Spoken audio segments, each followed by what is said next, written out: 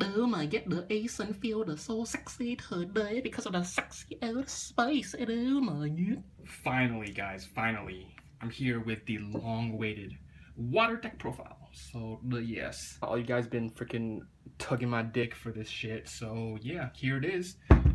Play one copy of Smart Water. Oh my god, H2O, so tasty today. So now, after the E-ban list, I finally have the deck profile for you guys.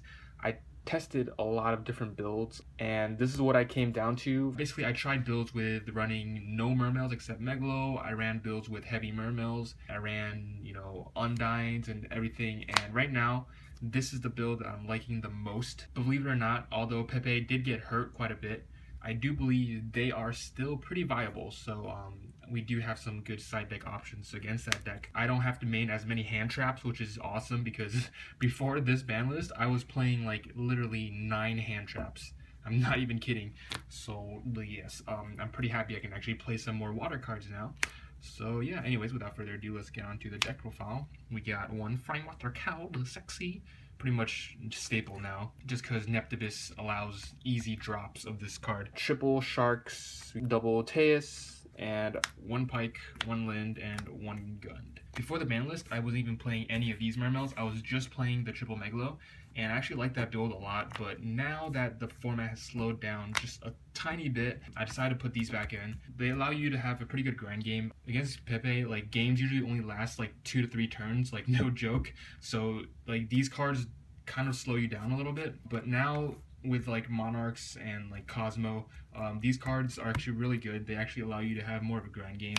And so yeah, I feel like these cards are actually pretty beneficial. When I was playing just Megalo, drawing Dragoons was like the worst thing ever because like you literally just have to try to draw into your Megalo in order to get your Dragoons off. But now I decided to play these 3 targets just so drawing Dragoons is actually really good. And also these cards just help you extend your plays. Diva, and we got triple Neptibus, obviously, the Bay.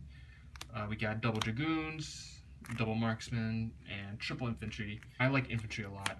It also allows you to get a lot of combo plays with Neptibus, Tribute Neptibus.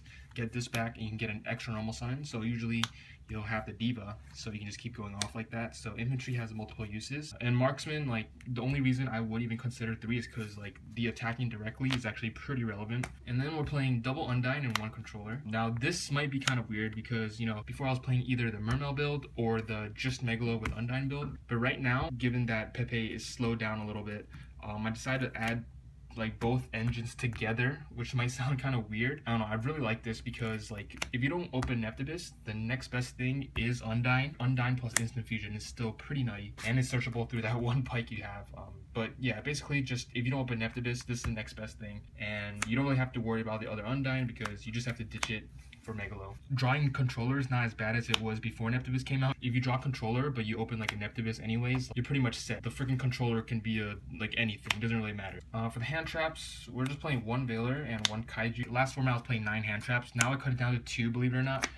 Some other options, like I'm still testing these, but I'm thinking about Gores. I only want to play like maybe 2 or 3 hand traps. For now, like this is fine. I always go second, so like when Monarchs go first, Veiler's really, really good. And the Kaiju is for Cosmo, which is like your worst matchup, so this card's really good. Also, it outs Majesty's Fiend, because, Monarchs, they all main Majesty's Fiend right now, so you can just drop it on their Majesty's Fiend, and, no problem. Vandy's Fiend is not that hard to get over, because you have Undine, you have Neptibus, so you can ditch your infantry and just pop that shit. So, Vandy's Fiend is not hard to get over. Majesty's Fiend can literally just destroy you, so, this is pretty good. For the spells, we got triple Upstart. Now that I added more Mermails, it can be a little more inconsistent. So I decided to play the triple Upstart, just try to get to that Neptibus as fast as possible. Got the triple Instant Fusion, the ramen noodle, so tasty. So yeah, pretty much my dinner every day, so good. Got the 1 for 1, got the Abyss Scale, Salvage, 1 double summon. Opening Undine with double summon can be really clutch. You can make some crazy plays. You can make like Trishula with a double attack Megalo and shit like that. Just crazy stuff. Now that we're playing Lind and Gund, I decided to put this back in just because it'll be more live now with more targets in the deck. 1 Twin Twister, 1 Chalice. Obviously good against Rafflesia and like Farm Girl and, the sexiness. Also good against Monarchs. When it's my turn, they always try to do some crazy shit, you know what I'm saying? It's also an out to Majesty's Fiend.